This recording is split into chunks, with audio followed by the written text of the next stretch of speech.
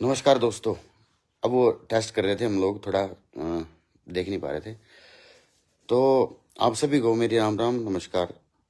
जैसे आप जानते हैं, डॉक्टर जसबीर लोहान यारी इंटरनेशनल से अमेरिका में काफ़ी समय से काम कर रहे हैं और पिछले कुछ दिनों से पूरे भारतवर्ष में कहें या पूरे अक्रॉस द वर्ल्ड एक भगदड़ मची हुई है। एक क्योंकि मैक्सिमम जो लोग हैं यूनाइटेड स्टेट्स ऑफ अमेरिका में जा रहे हैं और वहाँ पर जाकर इलीगल तरीके से कहीं ना कहीं शरणार्थी के रूप में वहाँ पर जाते हैं। तो जैसे ही ये ट्रम्प सरकार बनी है 20 जनवरी को, तब से लेके अब तक काफ़ी कुछ ऐसा देखने सुनने को मिलता है जो कि अच्छा नहीं है। बहुत से लोग अपनी राय देते हैं, बहुत से लोग जब मीडिया पे आते हैं तो तरह तरह की स्टेटमेंट दी जाती हैं, उसका एनालिसिस किया जाता है। सच्चाई क्या है, झूठ क्या है, किसको डर है, किसको डर नहीं है, किसको खतरा है, किसको खतरा नहीं है, ये देखने वाली बात है। तो थोड़ी देर में मैं रिक्वेस्ट करूंगा डॉक्टर जसबीर लोहान से कि वो जुड़ें इस लाइव ब्रॉडकास्ट में, और जो आपके मन के सवाल हैं वो आप भी पूछ सकें अगर आप जुड़ना चाहें, या जो मेरे मन में सवाल हैं वही सवाल हैं जो आपके मन में हैं, वो मैं उनसे कर सकूं। आप जुड़े रहिएगा।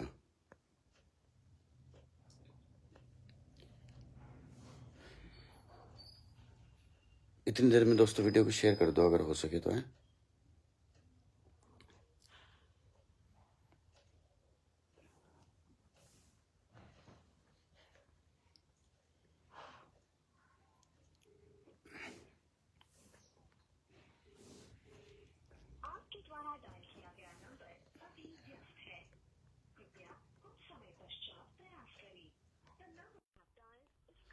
मैं रिक्वेस्ट कर रहा हूँ ऐड करने की।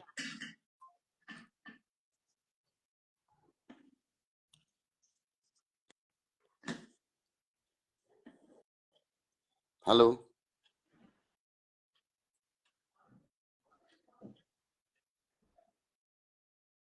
मैं डॉक्टर जसबीर लोहान की रिक्वेस्ट आई है, एक्सेप्ट कर रहा हूँ, लेकिन ये पता नहीं क्या इशू हो रहा है। उनको बोलो मैं उनको रिक्वेस्ट भेजता हूँ, सर को। हाँ जी, भेजो सर भेजो। हाँ मैं उनको भेजता हूँ, दैट विल बी बेटर।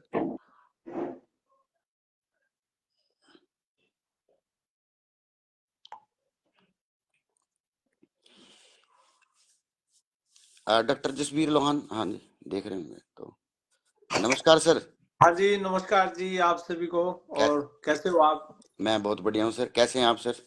हाँ जी एकदम बहुत बढ़िया है जी। और आप सर सर नमस्कार जी। सबसे पहले तो मैं स्पेशली आपका, यार इंटरनेशनल का, आपके भाई साहब का मन की गहराइयों से, अपने समाज की तरफ से बहुत बहुत धन्यवाद करता हूँ। आपने जो कई गांव में, जैसे टोंठा गांव था, अभी मुंदड़ी गांव था, और भी बहुत जगह जो हेल्प आप कर सकते थे इतनी दूर बैठ के, और खुद के आप मतलब पर्सनली भी हेल्प की, और अपील के रूप में उन परिवारों को जो कुछ मिला उसके लिए आपका हृदय की गहराइयों से बहुत बहुत धन्यवाद सर।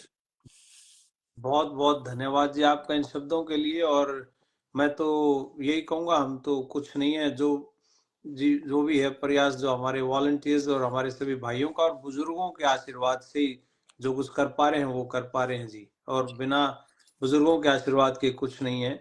बाकी सभी से मैं यही कहूँगा कि सभी स्वस्थ रहें और तंदुरुस्त रहें और मिलजुल के सारे काम करते रहें। बहुत बहुत धन्यवाद आपका जी। सर ये जो पिछले करीब 10 साल से बेरोजगारी की वजह से ही कहेंगे, कोई भी अपना आदमी घर नहीं छोड़ना चाहता, चाहे वो अमीर है चाहे गरीब है, घर सबको अच्छा लगता है ना। तो ये जो बिल्कुल लोग छोड़ के जा रहे हैं, और दो ही तरीके होते हैं सर, एक लीगल और एक इलीगल, जी ठीक है ना। तो हम सबको पता है कि हम इलीगल तरीके से जा रहे हैं मैक्सिमम लोग। जी फिर जब वो तरीका ही इलीगल है और 1000 लोग जा रहे हैं, उसमें से अगर 4 लोग, 5 लोग, 6 लोग किसी कारणवश रैंडमली फंस गए या डिपोर्ट हो गए, वापस हो गए, तो क्या इतना जो हाय तौबा ये मची हुई है, ये आपको लगता है सही है सर?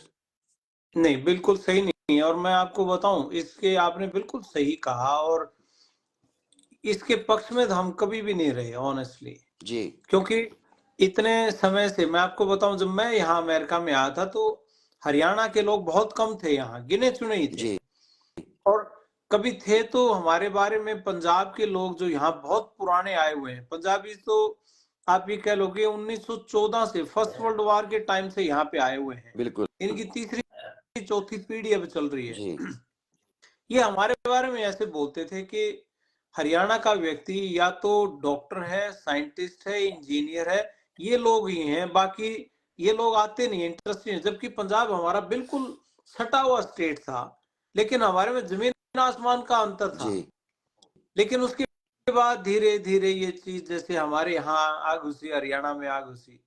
और रीजन जैसे आपने बताया कि बेरोजगारी का आलम इस कदर था कि सरकारें किसी की भी बने, किसी के बस की बात नहीं, क्योंकि पॉपुलेशन साइज बहुत बड़ा था। फैक्ट तो यही है। तो इसके लिए अब किस चीज को जिम्मेदार बताएं कि अब इस लेवल पे आ गया मामला कि एक दूसरे की देखा देखी, और एक किला जमीन है तो उसमें क्या वो पैदावार लेगा, कितनी उसकी इनकम होगी, परिवार कैसे चलेगा, रिश्ते बंद हो गए होने लोगों के।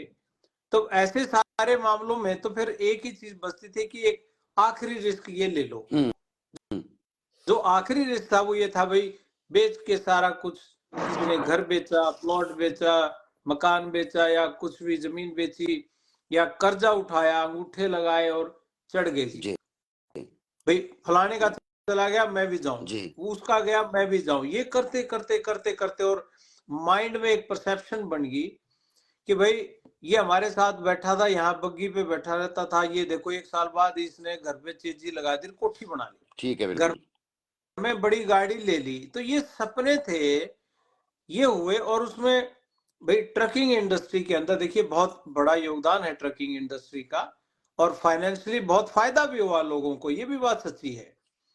और ऐसे में कोई गांव में बैठा व्यक्ति तो यही सोचेगा कि यार ये व्यक्ति पढ़ाई में मेरे से कमजोर था, लेकिन वहां जाके तो पैसे वाला बहुत हो गया।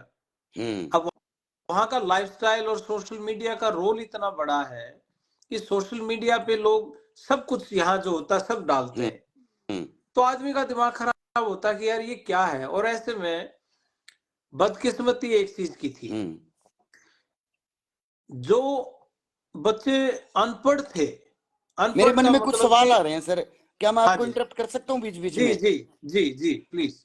सोशल मीडिया पे मैं देखता हूँ सर, मैं देखो हम बाहर की बात नहीं करते, हम जहाँ रहते हैं हमारी जो यारी दोस्ती है, सराउंडिंग है, उसी की जी बात करते हैं कि हमारी क्या फीलिंग आती जी है। हमने देखा सर, ऑस्ट्रेलिया में लोग हैं, कनाडा में लोग हैं, न्यूजीलैंड में हैं, इवन यूरोप में भी हैं, जी लेकिन जो लोग अमेरिका में हैं, मैं हम्म, सोशल मीडिया पे देखता हूँ किसी तरह की बदमाशी की कॉल्स लगा लो, अनजान प्राइवेट नंबर से कॉल्स लगा लो, शराब पी के नाटकबाजी, नौटंकी, जितना कुछ मतलब गंदगी वहां से परोसी जा रही है ना।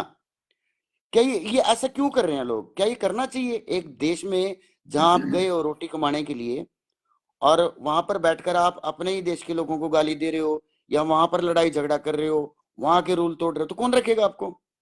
ये 200% आपने बात सही की, और ये बिल्कुल गलत है। और मैं ये कहूंगा कि शायद कुछ ही लोग हैं, हम्म बहुत कम लोग मिलेंगे जो इस तरह का काम कर रहे हैं। मैं कहता हूँ 2% भी नहीं होंगे, हम्म लेकिन वही कि नेगेटिव बातें बहुत जल्दी हम्म फैलती हैं।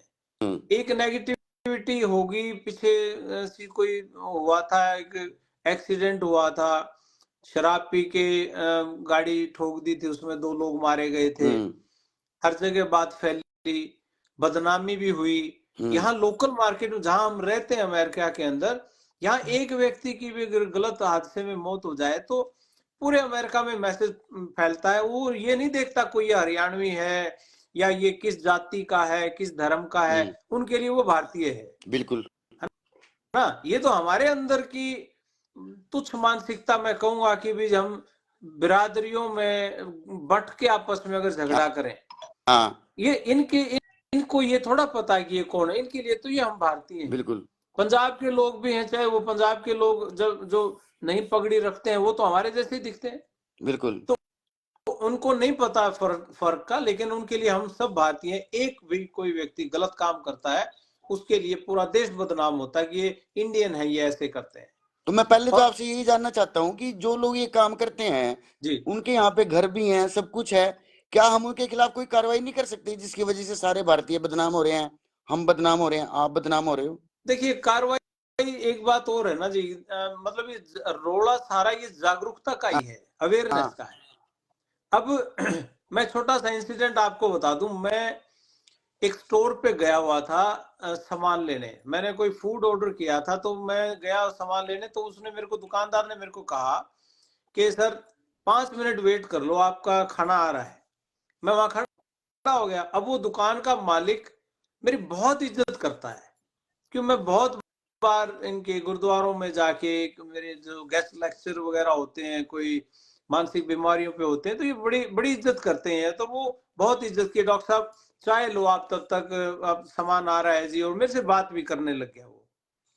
इतनी देर में हमारे 3-4 लड़के आए, बटन खुले हुए हैं, नीचे टी शर्ट पहन रखी है, सारे बटन खुले हैं, मोटी सी चेन गले में है, मतलब इस तरीके से एकदम स्टोर में घुस के अफरा तफरी जैसे होते, एक इधर निकल गया, एक इधर ऐसे करके। तो मैंने देखा भी जैसे ये एकदम से क्या हुआ। फिर वो आगे वहां काउंटर पे, उनमें से एक व्यक्ति उस काउंटर के आगे आगे खड़ा होगा, पे करने के लिए, कुछ खरीदा उसने।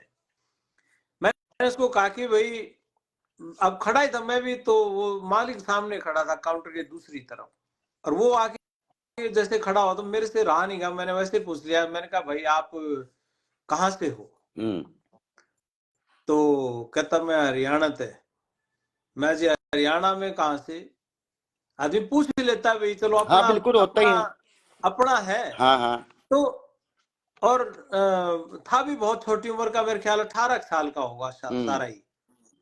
तो मैंने कहा भाई कहाँ से हरियाणा? बोले हरियाणा तो, बोला कोल से।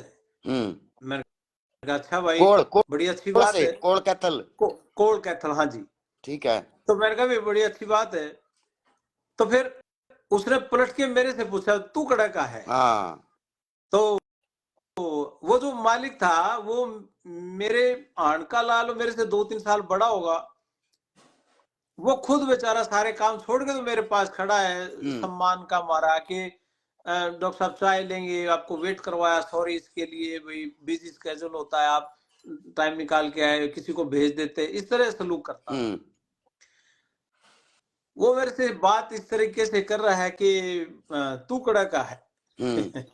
तो मैंने, वो दुकानदार बेचारा शर्मा के 2 कदम उस तरफ चल दिया और ऐसे कर दिया उसने कि जैसे मैंने सुना ही नहीं।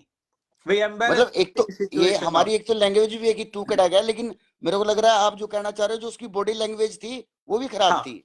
वो हाँ। तो उसमें मैंने उसका जवाब नहीं दिया, तो उससे फिर रहा नहीं गया, फिर कहने लगा ट्रक चलाया करे। हाँ तो मैंने उसका भी जवाब नहीं, इतनी देर में मेरा सामान आ गया। हाँ। मैं वो लेके बाहर निकलने लग गया, तो उससे रहा नहीं गया। उसके लगा कि भाई मेरे बारे में पूछ रहे, अपनी बताई नहीं। वो मेरे पीछे पीछे बाहर आ गया। बोला भाई मेरी पूछ ली, अपनी बताए नहीं। मैंने कहा एक बात बता भाई, तू नौजवान कितने साल का है? बोला जी 18 साल का। और मैं तेरे पापा? बोला जी होंगे 42 साल के। मैंने कहा मैं तो तेरा ताऊ लग गया इस हिसाब से। तो को ताऊ जी नहीं, कोई चाचा जी नहीं, कोई अंकल नहीं। मैं कहा यार तू तो हमारे बड़का गान का है, तू घर में भी ऐसे बोलता है क्या सबसे? क्या कहा अगर मैं तेरे फादर ने? बोला जी मैं तो तू कह के बोला यार। मैंने कहा ना, गलत बात, ये हमारे संस्कार नहीं है। और बेटा वहां बोलता होगा, अब दूसरे मुल्क में आ रहा है, तो यहाँ अगर सलीके से बोलेगा तो तेरे परिवार की नहीं, गांव की नहीं, पूरे हरियाणा की, देश की ही रेपुटेशन बनेगी अच्छी। बिल्कुल। बोला मतलब जी ऐसे ऐसे फोन आते हैं सर, हाँ मान लो मैं, मेरे को तो लग रहा है आपको भी आते होंगे, आपको भी लोग कुछ हाँ ना कुछ गलत जरूर कहते होंगे, मेरे को लगता है ये बात, क्योंकि हाँ, अच्छा काम बिना होता बात ही है के, जी। जानते नहीं आपको, क्रिटिसाइज लोग करने वाले हर पहचानते जगह। नहीं है, सिर्फ इस चीज का फायदा उठा के कि आप दूर बैठे हो, मैं कुछ कर नहीं सकता आपका, अब सिर्फ उसी बेस पे। मैंने उसको जब ये बात कही ना, तो मैंने कहा लेकिन ऐसे नहीं, आप अपने से बड़ों को आप कह के बोलो बेटा। मैंने कहा ये अच्छी बात नहीं होती, आपका हाँ परिचय अच्छा रहेगा इसमें। हाँ कहता जी अब तो बता दो कि भाई आप क्या करते हो। मैंने कहा मैं तो डॉक्टर हूँ भाई। बोला हाँ। अच्छा जी, फिर तो गलती होगी। अच्छा। मैंने कहा हाँ अच्छा इसलिए गलती होगी, मैं ट्रक चला रहा होता तो फिर गलती नहीं होती। हाँ ये क्या बात हुई। मैंने कहा हाँ। हमारे भी यार दोस्त ट्रक चलाते हैं। मैंने कहा हमारे भी जानकार हैं, हम तो बड़ी इज्जत करते हैं उनकी। बिल्कुल। तो कहने का भाव ये है जी कि जो बच्चा पढ़ा लिखा है, प्लस हम्म 2 पास है, हम्म बीए पास है, बीटेक कर रखी है, किसी ने मास्टर डिग्री भी कर रखी है, हम्म वो बच्चे भी डोंकी के रास्ते से मैक्सिको पार करके आए 50-50 लाख रुपए में। वो पाप था। हम्म उनको किसी को समझाना चाहिए था कि भाई आपके लिए नहीं है जी ये रास्ता।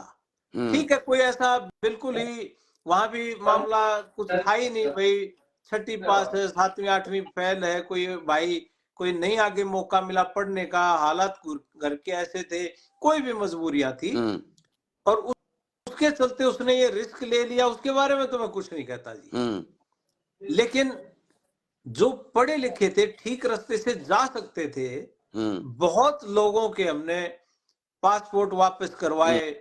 जो डोंकी का काम करने वाले लोगों से बच्चे पासपोर्ट वापस ले आए कि जी हम पहले स्टडी वीजा से ट्राई करेंगे, और वो बच्चे यहाँ बैठे हैं जी।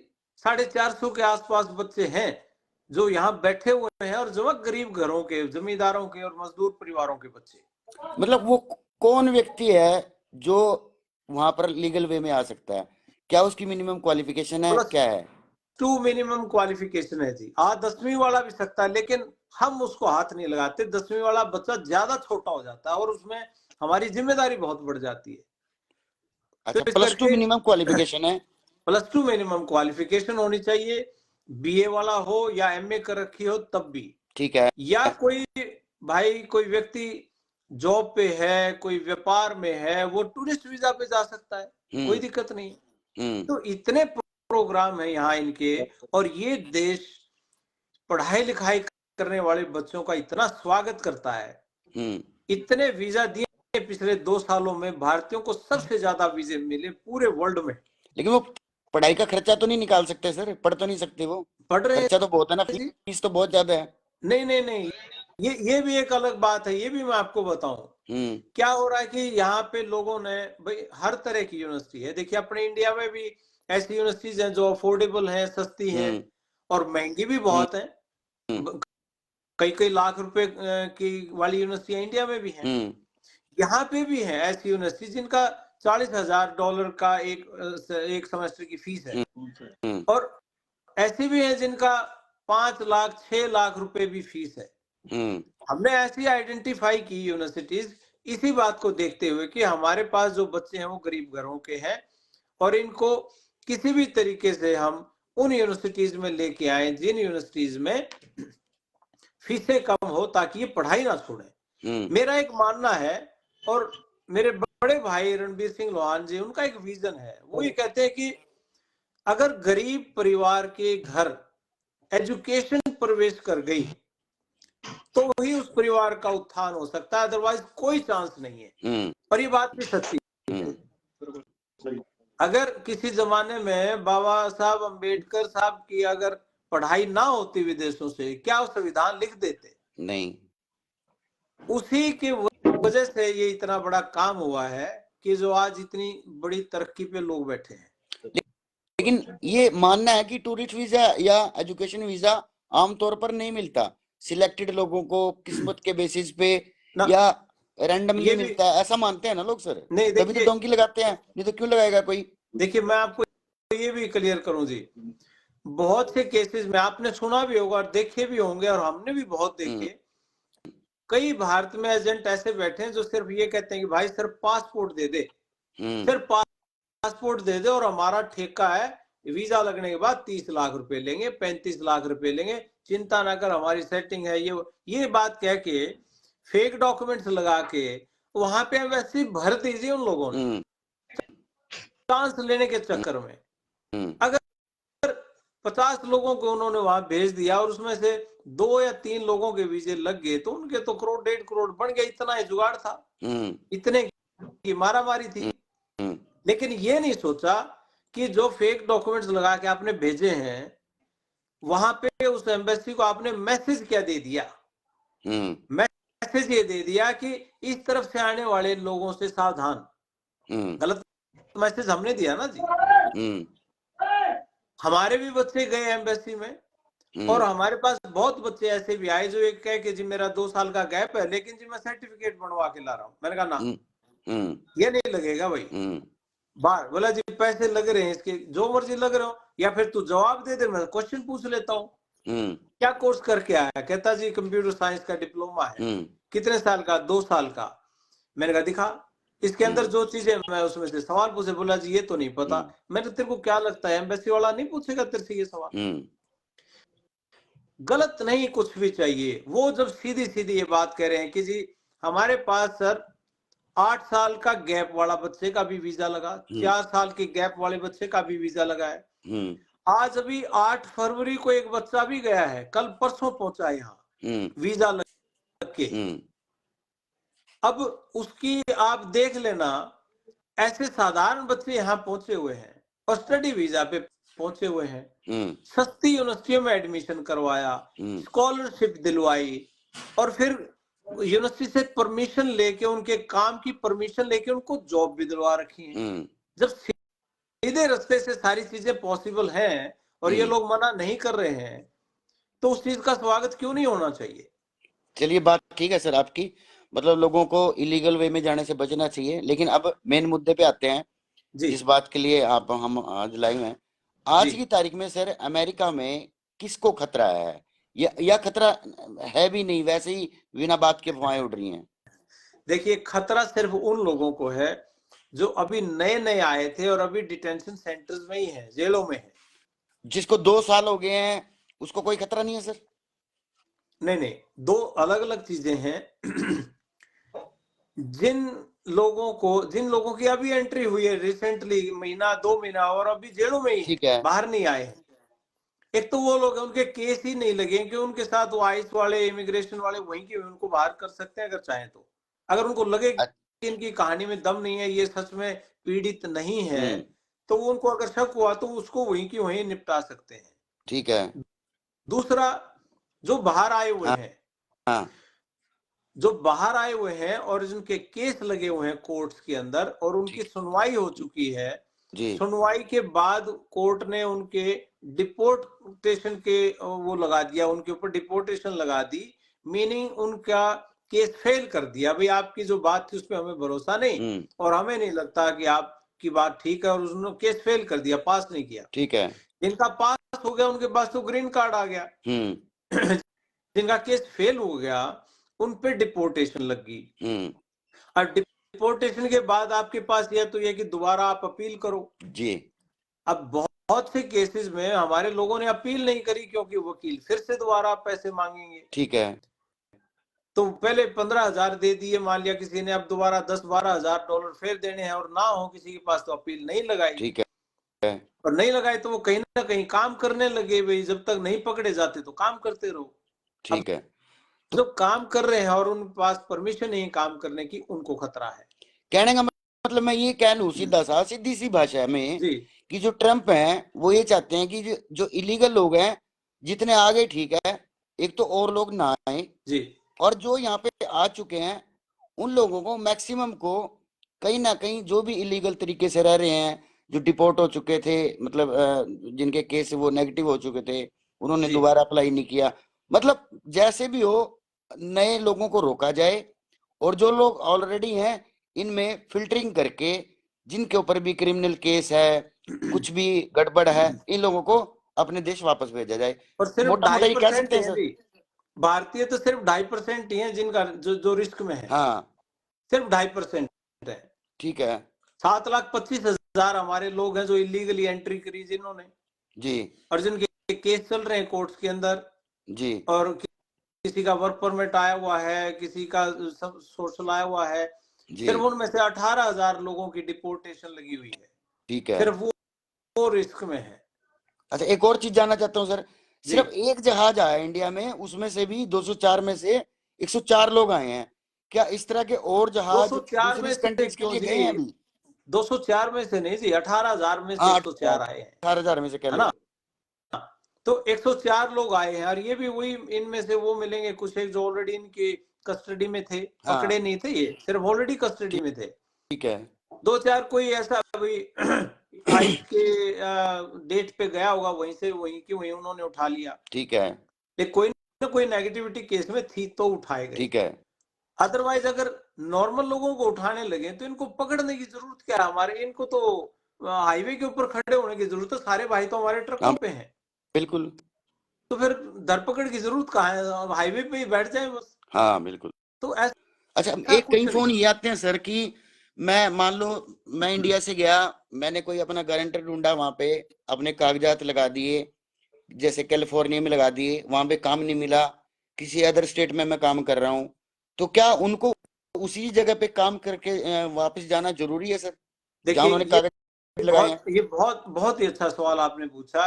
कायदा ये कहता है कि आपने, कोर्ट आपकी यहाँ पे, हाँ, अब मान लिया कोई कोई व्यक्ति चंडीगढ़ में रह रहा है, चंडीगढ़ में ही कोर्ट है, लेकिन कोर्ट उसने कर्नाटका की हाँ, ले ली, या हाँ, कर्नाटका में जाके तो उसे ये सवाल तो बनता है कि भाई साहब आप यहाँ कैसे, हाँ, बिल्कुल, है ना? भाई आपका काम वहां, केस आपका वहां, आप यहाँ कैसे? बिल्कुल। ये सवाल जरूर बन सकता है, और इस बात के लिए मेरा ये कहना है कि अगर ऐसा कोई हो रहा हो तो वो अपने ठिकाने सर आ जाए तो अच्छा है। नहीं, अगर ये सवाल बन सकता है तो क्या इस सवाल के ऊपर उसको डिपोर्ट किया जा सकता है? अगर पकड़ लें और बाय चांस वो कोई ऐसी गड़बड़ में पाया जाए, मान लिया कि भाई आपको तनख्वाह मिल रही है 5 घंटे की और आप काम 12 घंटे कर रहे हो, कोई ऐसी चीज पकड़ी जाए, या कोई कोई ऐसी चीज के बिना ड्राइवर लाइसेंस के आप गाड़ी चला के घर जा रहे हो, ऐसी कोई गलती हो जाए हम्म, तो कर सकते हैं, लेकिन डिपोर्ट नहीं करेंगे ऐसे में हम्म, कि आप बैठे यहाँ हो, काम यहाँ कर रहे हो, केस आपका वहां है, और आपकी एक चीज और मैं आपको बता दूं, बिल्कुल आसान ही कर देते हैं सारे काम को, हम्म, और सबका मन का ये वहम और मन की ये सवाल ही निकाल देते हैं। हम्म, कोई भी भारतीय अमेरिका में रहने वाला व्यक्ति जो इलीगल एंट्री से आया हुआ है या लीगल एंट्री से आया हुआ, कोई एक भी व्यक्ति ऐसा नहीं है जिसके पास खुद का वकील ना हो। हाँ, सभी के वकील हैं। तो क्या एक एक फोन कॉल अपने वकीलों को पूछ के कि सर मेरा केस ये है, मेरे को कोई दिक्कत तो नहीं, हाँ, क्लियर हो जाएगी बात, हम्म, बात ही खत्म होगी ना। ठीक है।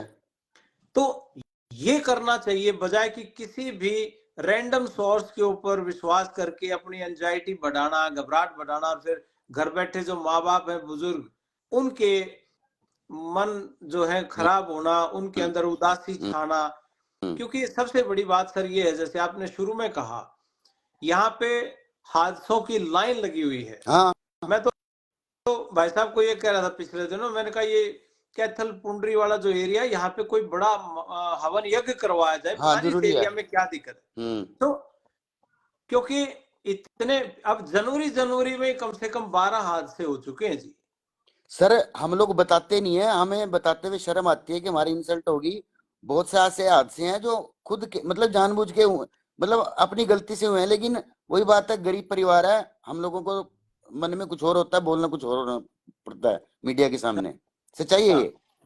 हाँ, बट ये है कि देखो, वही है कि यहाँ पे कोई हादसा होता तो शर्म तो पूरी कम्युनिटी के लिए, पूरे भारत के लिए ही हम्म, है, क्योंकि हम भारतीय कहलाते हैं यहाँ पे। हमारा हाँ कोई जी, भाई गलत काम अगर करे तो फिर वो शर्म तो हम सबको ही आएगी ना, हाँ, बदनामी तो हमारे सबके सिर होती है। अब वहां पे अगर कोई भ्रूण हत्या होती है इंडिया में, और यहाँ पे कोई कहे कि इंडिया में सुना कि भ्रूण हत्या कर देते हो आप लोग लड़कियों की, हम्म, तो वो ब्लेम आज भी हमें यहाँ सुनने को मिलते हैं ना।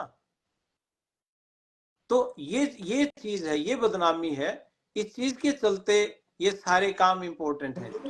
चलिए, ये एक व्यूअर जुड़े हैं, बोलो जी, सवाल पूछो आप अपने सर से, अमेरिका में ही है ये। हम तो जवाब दे सका पवन डाकला जी, आप पूछ सको। चलो ठीक है, ओके। हाँ जी। सर एक क्वेश्चन है डॉक्टर चलो साहब। सर, अब लास्ट में वही बात है कि कंक्लूड करते हैं बातों को। आपने कहा कि सिर्फ उन लोगों को खतरा है जो नए हैं, जी, और जो अदर स्टेट में काम कर रहे हैं। एक सवाल है मेरा ये इसी से जुड़ा हुआ, जी, कि जैसा आपने ये तो बता दिया कि उनको खतरा है, तो क्या वो वहां से मूव करते हैं, जैसे ट्रेन में करते हैं, हवाई जहाज से करते हैं, कैसे करते हैं? तो क्या उनको कुछ सतर्कता बरतनी चाहिए या नहीं, आराम से जाएं? ऐसा कुछ नहीं, आराम से जा सकते हो, अपने डॉक्यूमेंट्स रखें पास में। ठीक है। हाँ, अगर किसी के पास मान लिया किसी के जीपीएस लगा हुआ है, जो ट्रैकर लगाते हैं, और वो ट्रैकर की बेड़ियां लांग के अगर कोई जा रहा है, तो फिर तो डेफिनेटली उनके पास अलर्ट है इस बात का कि ये व्यक्ति इस दायरे से बाहर नहीं जाना चाहिए था, ये चला गया। मतलब अगर किसी अदरवाइज को ट्रैकर लगा हुआ है, घड़ी लगी हुई है, तो हाँ, जो वो रेंज मिली है उसको उसी में रहना चाहिए, उसी में रहना चाहिए, बिल्कुल। रहना चाहिए। हाँ, क्योंकि वो चलिए। कायदे से उसको इसीलिए बाहर रखा गया ना ट्रैकर से, क्योंकि उनके पास जगह नहीं थी रखने की। हाँ। एक चीज डॉक्टर मैं साहब सर एक आपको क्वेश्चन है और सर। बताऊं, पिछले साल 2024 में जब बाइडेन की सरकार थी, उस दौरान भी 1529 लोगों को डिपोर्ट किया गया था, हाँ। और हर साल ही होते हैं। तो ये मतलब, और टोटल अगर आप देखो तो 2024 में 5,26,000 लोग डिपोर्ट हुए थे टोटल। हाँ बिल्कुल। तो जिसमें हमारे 1529 लोग हमारे थे, लेकिन उस पर तो कभी कोई चर्चा ही नहीं हुई, बिल्कुल। किसी ने एक लास्ट नोटिस सवाल नहीं। और सर, अभी जी 6 महीने साल लोग ना आपकी मानेंगे ना मेरी मानेंगे, करेंगे तो हाँ अपने मन की, लेकिन फिर भी एक सलाह है कि आप भी यही सलाह दोगे या क्या देना चाहोगे कि अभी इलीगल रास्ते से इनिशियली तो बचना चाहिए, क्योंकि अभी इनिशियली सरकार नहीं नहीं भी। है, उनकी हाँ, नीतियां नहीं है, जिन घोषणाओं पे वो जीते हैं कहीं ना कहीं उनको वो पूरी जरूर पूरी करनी है अपनी। वैसे भी कायदे से जी इस रास्ते से नहीं जाना चाहिए, बहुत लड़के रास्ते में भी मरे हैं, हम्म। बहुत ऐसे अब तक भी गायब हैं जिनकी अभी तक कोई खोज खबर नहीं। हम्म। तो जाना ही नहीं चाहिए उसको इस तरह के गलत रास्ते से। और दूसरा मैं कहूंगा कि एक भ्रांति ये भी है कि भाई अब किसी के वीजा नहीं लग रहे जी, ये जी वो जी। मैं आपके माध्यम से ये भी बताना चाहता हूँ, अभी आज सुबह हम्म। 9 बजे चेन्नई में हमारा एक बच्चे का इंटरव्यू था, आज ही वीजा लगा है उसका। हम्म। अब देखा जाए तो ये माहौल, और दो दो लोगों का पिछले हफ्ते वीजा लगा था। हम्म। एक 8 फरवरी को हमारा बच्चा यहाँ आया है। हम्म। ये मैसेज एक क्लियर है इस बात से, ये लोग यहाँ पे धड़ाधड़ एम्बेसीज खोल रहे हैं। अब नई एम्बेसी इन्होंने बेंगलोर में खोली है, डिमांड इतनी ज्यादा है इनसे, इन एम्बेसी से नहीं पूरा पट रहा है इनका, तो ये नहीं खोल रहे हमारे यहाँ। अगर वीजा लगाने ही ना हो तो नई एम्बेसी खोलने की जरूरत कहाँ है। सही बात है, तो बिल्कुल ये सही बात है। खुले खुले मन से स्वागत करते हैं, सही रास्ते से जाइए, सही मैसेज दीजिए, इनको मैसेज चला जाएगा कि सही रास्ते से काम कर रहे हैं, कोई दिक्कत नहीं है, तो चलो स्वागत। सर, मान लो एक आदमी बीए पास है, जी क्वालिफाइड है, इंग्लिश बोल लेता है, वो आपके पास अप्लाई करता है या आप जैसे किसी और लोग के पास अप्लाई करता है, मिनिमम खर्चा क्या है सर, वो बतानी बात जरूरी है ना, कहने से तो होगा बिल्कुल नहीं। देखो 100 लोग अगर अप्लाई करेंगे, 100 के 100 को तो आप भी नहीं वीजा दिलवा नहीं, सकते है ना। बिल्कुल बिल्कुल नहीं, ये तो हम तो ये कहते हैं जी, गारंटी एक की भी नहीं होती है, हाँ। बच्चे की मेहनत और एम्बेसी का फैसला। हाँ। हाँ, हम नहीं कभी कहते कि जी हमारी तो ये सेटिंग, कोई सेटिंग नहीं होती और किसी की भी नहीं हो सकती। हाँ। हाँ। सिंपल है। खर्चे की बात आपने कही, बहुत अच्छा सवाल है जी। हाँ। बिल्कुल नो प्रॉफिट नो लॉस पे काम करने वाले लोग हैं हम। अगर उसमें कोई 5 पैसे बच भी गए तो भी वो कम्युनिटी के खाते में जाते हैं, यार इंटरनेशनल के खाते में जाके हम काम करते हैं। अनिल जी बैठे हैं आपके पास, ठीक है। कैथल में ऑफिस है हमारा गोल्डन टाइम्स का, बहुत बार वहां विजिट भी करते हैं हम, रैंडम विजिट बिना बताए इनके ऊपर एकदम धावा भी बोल देते हैं कई बार, क्या चल रहा है यहाँ। बच्चों से भी फोन करके पूछ लेते हैं भी क्या तुम्हारे से ज्यादा पैसे तो नहीं लिए। ये हमारे साथ काम करने वाले हमारे भाई, हमारे वॉलंटियर हैं ये संस्था के, ये कोई एम्प्लॉय नहीं है, वॉलंटियर्स हैं। पैसे ये यहाँ पे ऑलमोस्ट 450 से भी ज्यादा बच्चे जा चुके हैं, उनमें आप किसी को भी फोन करके पूछिए, 1-1 लाख 1.25 लाख रुपए में वो बच्चे यहाँ उतर गए अमेरिका में। अब इससे बढ़िया क्या बात हो सकती है। कई लोग हमारे पास ऐसे है, बोले जी आपकी बातें सुन के हमें हौसला हुआ, नहीं तो ये सोच के बैठ गए थे कि यहीं पे दिहाड़ी मजदूरी करनी पड़ेगी और कोई रास्ता नहीं है, और वो कामयाब हो गए। एक विधवा माँ की बेटी, कुछ भी नहीं, गांव में सिलाई का काम करने वाली 8-10 हजार रुपए की हुआ थी, जुगाड़ करके वो भी गई और पढ़ाई कर रही है। फिर मैं तो उस अमाउंट की बात कर रहा हूँ जिसका वीजा लग गया, उसका तो 5 में लगे 10 में लगे कोई दुख नहीं है उसको। ना जी मैं ना, उस अमाउंट की बात कर रहा हूँ जो एक आम पहले आदमी है, ट्राई करेगा और उसका वीजा नहीं लगेगा, उसको कितना पैसा चाहिए अपने आप को टेस्ट करने के लिए। अपने आप को टेस्ट टेस्ट करने के लिए आप ये मान लो कि मरे से मरे, आप ये मान लो 1.5-2 लाख रुपए में उसको ये पता चल गया वीजा तेरा लगा कि नहीं। ठीक है। हो सकता है ये अमाउंट 1 लाख भी हो। इसमें आपको अगर ये पता चल गया कि मैंने अपनी किस्मत आजमा ली भाई, अपना सॉलिड अटेम्प्ट दे लिया, अगर बात बन गई तो 1 लाख रुपए क्या, उसकी 15 दिन की कमाई भी नहीं। ठीक है बात, है ना। सर एक क्वेश्चन है जी सर, एक कमेंट है उसका जवाब देना है। इसमें लिखा है इन्होंने, सर मेरा बेटा अमेरिका गया था 1 साल पहले, जी तो अभी उसे मिलने के लिए जाना है, तो हाँ। क्या ये टाइम सही है या किस टाइम हम अप्लाई कर सकते हैं और कैसे कर सकते हैं? मैं वही कह रहा हूँ, अभी जो पिछले हफ्ते 2 वीजा आए हैं जी, तो वो आए हैं, अपने बच्चे से मिलने जा रहे हैं वो पेरेंट्स, माँ ये बाप। लोगों ने कमेंट में आपको बोलना शुरू कर दिया कि इन्होंने तो अपना धंधा छेड़ लिया है, बिजनेस छेड़ लिया है। लोग बोलेंगे, लोग तो कर लो आप। देखो लोगों का काम कहना है जी, वो कहें, दिल खोल के करें, हम तो उनका भी स्वागत ही करते हैं, भाई हमारे, कोई बात नहीं, आज नहीं कल समझ आ जाएगी, कोई दिक्कत, हमें इनसे कोई परेशानी। ये जो नेगेटिव पब्लिसिटी करने वाले तो बड़े अच्छे लोग होते हैं। वो एक हिंदी में मुहावरा आता था कि निंदक नेड़े राखिए आंगन कुटी छुआए, बिन पानी साबुन बिना निर्मल करे सुभाए। बिल्कुल। ये नहीं, स्टार प्रचारक निंदा, है सर ये लोग, बेसिकली ये स्टार प्रचारक हैं, आपको हाँ। प्रचार करने की जरूरत नहीं है। सो ये तो निंदा करने वाले लोगों को तो हम प्यार करते हैं। ये लोग तो हैं जो हमें लाइन पे रखते हैं, कहीं हम भी भ्रष्ट ना हो जाएं, हम भी गलत रास्ते ना चल पड़े। ठीक है बात, इनका तो स्वागत करते हैं हम। चलिए एट सर, जो लोग वहां पे हैं जो खतरा महसूस कर रहे हैं, उनको कंक्लूड करके कोई बात कहना चाहें आप, या कोई व्यक्ति मुसीबत में हो आपसे कांटेक्ट करना चाहे, कुछ भी आप कहना चाहें एट लास्ट सर। देखिए जी, जो मैं तो ये कहूंगा, हमारे इंडिया के अंदर जो लोग बैठे हैं, खासतौर पे आपके कैथल एरिया के जो लोग हैं, जिनके बच्चे +2 में पढ़ रहे हैं, जिनके बच्चे BA में हैं या मास्टर डिग्री कर रहे हैं, और विदेश का सपना है, अमेरिका का ड्रीम है, आपकी सेवा के लिए लोकल ऑफिस में तो अनिल जी बैठे हैं, ये अपना नंबर बता देंगे। अमेरिका में जो लोग बैठे हैं, वहां पे अगर कोई किसी तरह की दुख तकलीफ है, कोई परेशानी है, उसके लिए 98-123-15-615 एक ऐसा नंबर है, तकरीबन 24 घंटे ही खुला है। आप उस पे फोन करके, क्योंकि मैं डायरेक्ट फोन नहीं उठा पाता, कई बार मैं पेशेंट के साथ बैठा हूं, हमारी लंबी सीटिंग होती है तो नहीं उठा पाते हैं, तो लोग फिर नाराज होते हैं, फोन नहीं उठाते जी। ये व्हाट्सएप नंबर है सर? हाँ जी, व्हाट्सएप नंबर भी है। ठीक है, तो 98-123-15-615 रणबीर लोहान जी का नंबर है जी। ठीक है।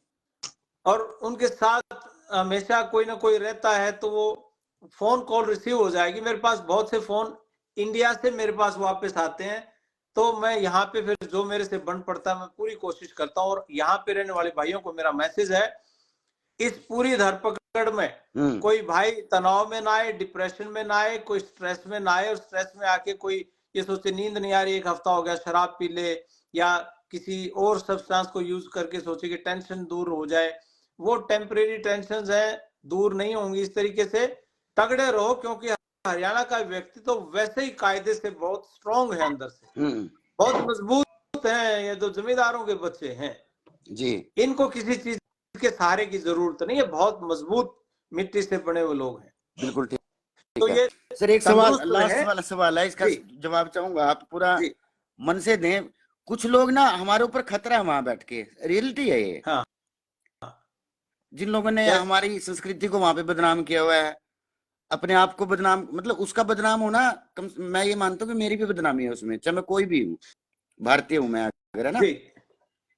देखिए उसमें मेरा तो ये कहना है जी, अगेन 1% 2% होंगे ऐसे लोग, लेकिन देर सवेर समय उनको समझा देगा। और अमेरिका में इस तरह का व्यक्ति ज्यादा लंबा टिकता नहीं है। हाँ, और अमेरिका सहन करता भी नहीं है, किसी दिन फंस गया तो वो सहन नहीं करेंगे। सही बात है। हाँ, और लेकिन बहुत मैं ये कहूंगा, सिर्फ उन पे ध्यान दें जो पॉजिटिव। ऐसे व्यक्ति मैं आपको बताऊं, हमारे कई साथी यार इंटरनेशनल टीम से जुड़े और खासतौर पे आपकी बिरादरी से भी हैं, हाँ, जो हमारे साथ बहुत आधी रात में फोन करो तो रेडी रहते हैं, बताइए जी क्या करना है भाई, वहां पे एक ऐसे हादसा, उसको उठा के लेके आना, वो लेके आते हैं।